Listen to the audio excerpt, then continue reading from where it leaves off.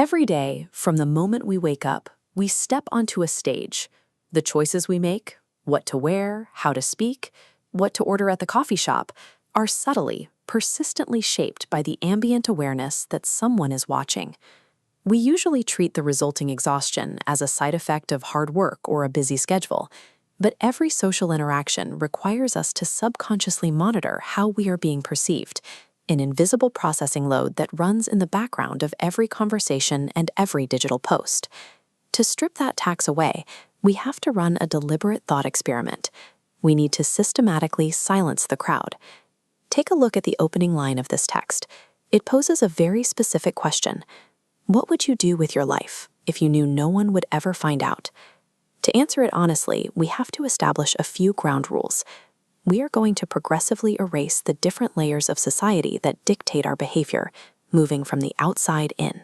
We can only truly measure our actual baseline authenticity if we simulate a state of absolute, permanent isolation. We start by erasing the inner circle. The text isolates this immediately. Not your parents. Their expectations are gone. Next, the peer group vanishes. Not your friends. The subtle judgments of people you text every day evaporate entirely. Without these anchors, the incentives that usually guide our life choices begin to drift. This vacuum forces us to examine what actually remains of our personal ambition when observers are gone. Look at the text. It asks, would you still chase the same career? If nobody is impressed, the motivation to climb that ladder looks different. It also asks, love the same people? We must weigh who actually holds value without social pressure. In this silence, we often find that the drive we took for granted was actually a response to the expectations of others. Much of our personal trajectory is built on the foundation of seeking a validation we don't even realize we are chasing.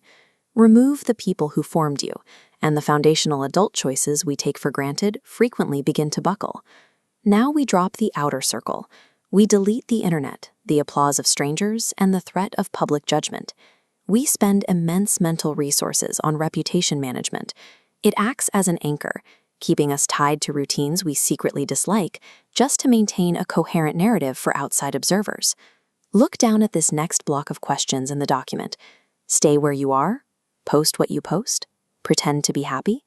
Without an outer circle to consume your updates, the need to project satisfaction vanishes. We have now entered the void. All external observers are gone. The scaffolding of self-deception falls away until only objective truth remains. Look at this chart plotting human behavior. On top, we have our observed avatar actions, what we do for the crowd. On the bottom, our hidden self-desires. Over a lifetime, the mathematical gap between these two lines widens. Stepping into this void forces a direct confrontation with the version of yourself you keep hidden from the world. Standing at the center of this experiment, there is nowhere left to hide. You are left with your unobserved, naked reality. Most of us operate under the assumption that our deepest fear is failure. We worry about career stumbles, facing rejection in love, or being publicly embarrassed. Failing at those societal metrics is a secondary concern. The document points this out directly near the end. Sometimes the scariest thing isn't failure. Focus on that final line. It's realizing how much of our life is performed for an audience. The deepest terror we harbor is succeeding flawlessly at a life that is entirely fake. The audience is a mental construct. While the world continues to watch, you still have the agency to quiet the noise.